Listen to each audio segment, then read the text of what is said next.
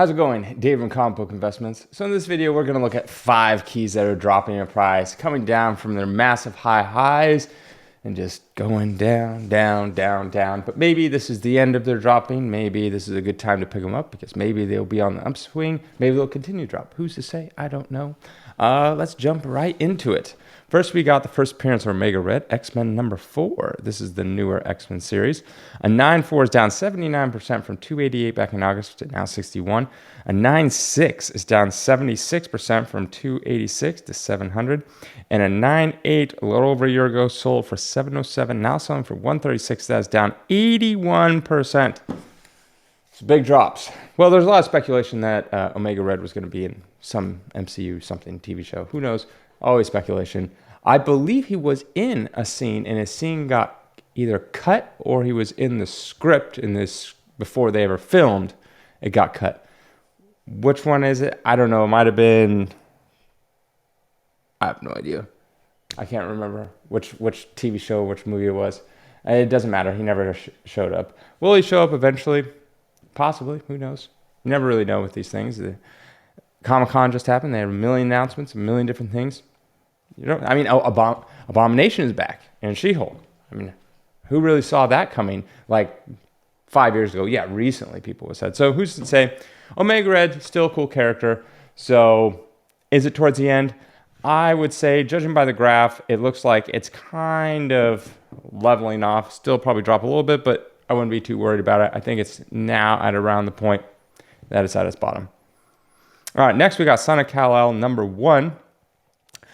This is Jonathan Kent, not Superman. 9.4 is down 42% from $45 back in November, now selling for $26. A 9.6 down 78% from $134 to $30. A 9.8 is down $194 to $52, down 73%. Yeah, I mean, a 9.8, $52, that's near case cost.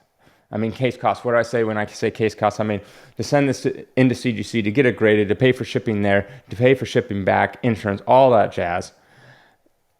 It's, I mean, what does it cost you? I don't know, off the top of my head. It's like $25, $28 or something like that just for it to be graded.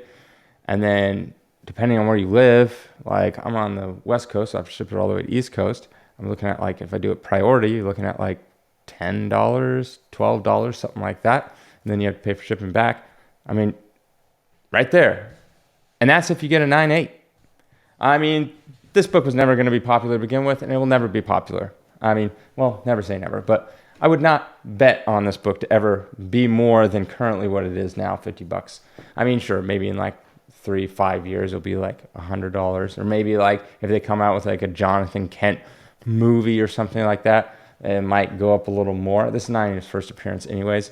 It was one of those books that was like on those hot lists. Oh, got to get it because of some storyline about how he's gay, bi, who cares, whatever he is. And people are like, oh, it's gonna be huge. It won't be.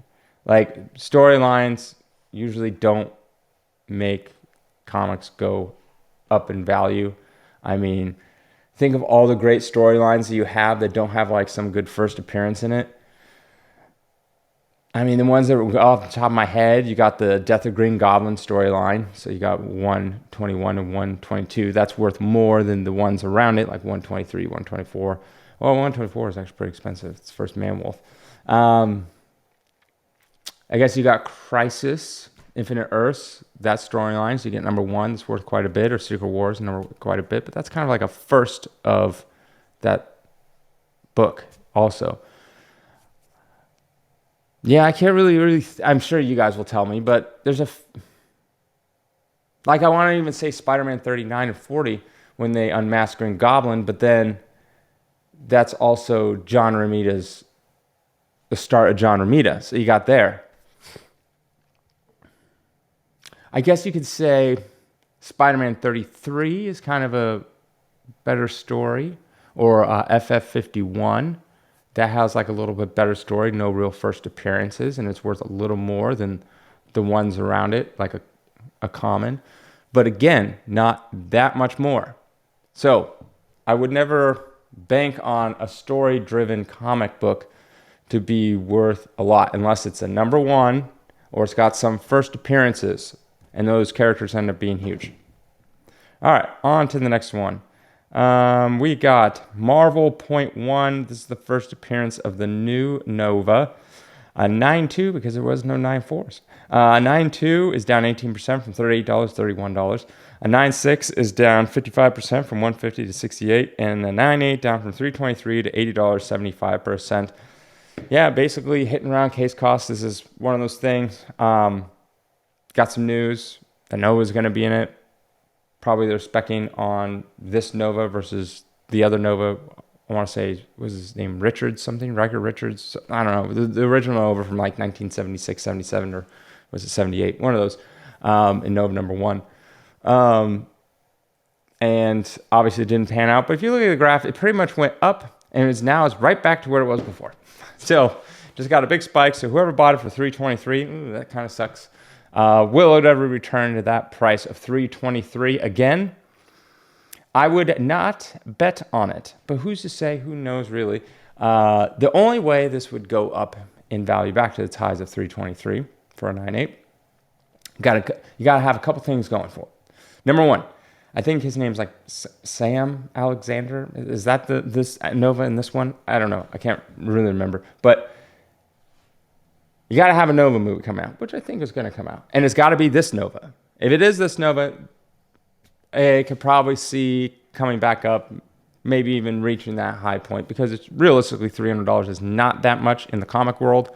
So now if you're looking for like $3,000, but again, that what will happen, it'll go up and it'll come right back down unless the character's good, it attaches to people.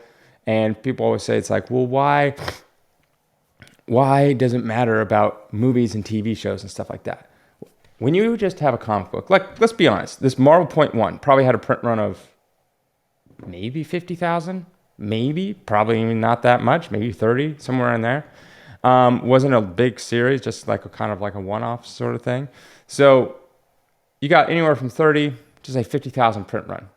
How many of those were actually into the hands of consumers and actually wanted them, customers, and read them? Probably less than that, I would imagine. But anyways, so you got possibly 30 to 50,000 people that have this comic book and read it. When you make a TV show or a movie, you're in front of millions. Only roughly 30,000, 50,000 knew about this book. And you could say, well, the Nova went on and more people read about it. Nova's not that big of a character in the comic space. So, I mean, and this is a number one. Number ones usually have higher print runs and people gobble them up.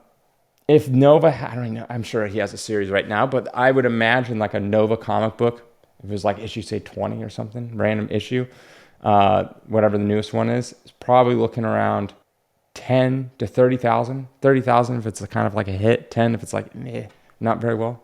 So it doesn't have a lot of popularity. So when these movies come out, you get a whole bunch of new people never even heard of Nova, never even read or know anything about this character, liking this character. And so those people are like, oh, this character's awesome. I want his first appearance. I want this, I want that. And so they go for these types of books. That's why those are important. That's why these movies, because it goes to a massive audience that never existed before, that didn't know about this character or anything like that.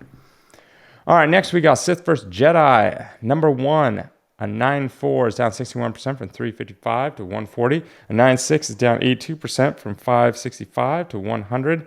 And a 9.8 had a high of 1,800, now selling for 456, down 75%. A lot of Star Wars took a massive hit. Things worked out, didn't work out as far as like the movies, Disney's, and all that kind of stuff. Yeah, I mean, most Star Wars are pretty much down unless they're Star Wars number one. If you watched my video before. So get that one. This is Star Wars versus Jedi versus Sith, number one. So not the same. Batman Dark Knight Returns.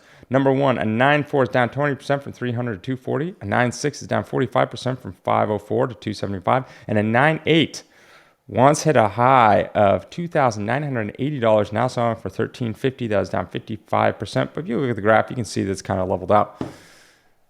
I mean, this got a huge bump from the comic boom. So like if you look at it, it's like, it's going along like this, right? Along this little line, up, down, slowly going up. And then all of a sudden, it's a huge bump from the comic boom. And then it goes down, but it looks like it's leveling out here. After about a year, it's leveling out here.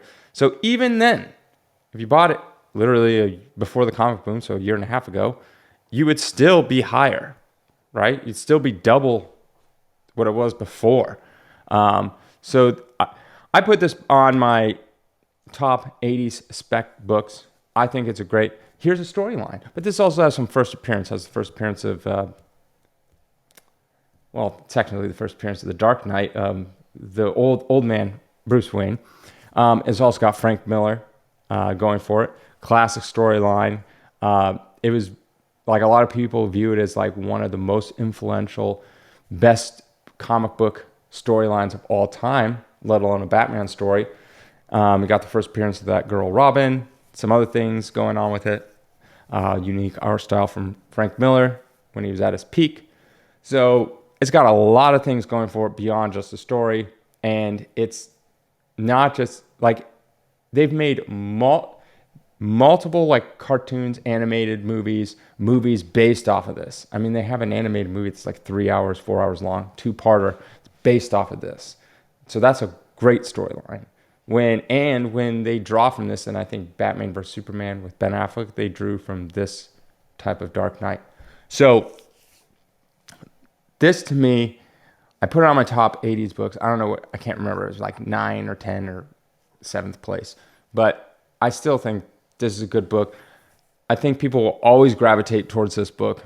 The original art, I want to say this cover sold for like $3 million or something like that. That's a big deal. So it's definitely on the pulse of a lot of people wanting this.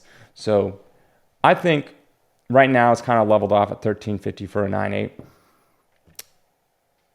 If you bought this today at $13.50 and 10 years from now, I guarantee you it will be worth more. How much more?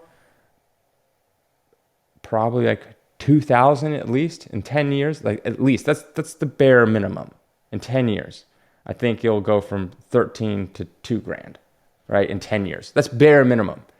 High estimate? I have no idea. I really don't know. I couldn't even predict the comic boom. So how am I supposed to know? But I think if everything stays pretty much how it is going, we don't have like a World War III and everything's done, and it's like, what's that? I Am Legend. There's one person walking around with their dog. It would be kind of cool.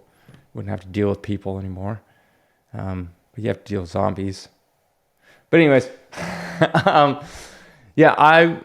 this is a good book. Long term, this is a great book. Whatever price you decide to buy it at, I think it's fine. The person that bought it at for $3,000 a year and a half ago, I think it'll be fine in the long run. I'm not too worried about it. All right, last is we got an update. Black Knight #1. A 9.4 is up 16% from 67 to 78. A 9.6 is down 10% from 84 to 76. And a 9.8 is down from 216 to 205, only down 5%. Black Knight. Anything Eternals related is kind of taking a hit, a beating. That's about it. If you like this stuff, subscribe and comment below. Have a great day.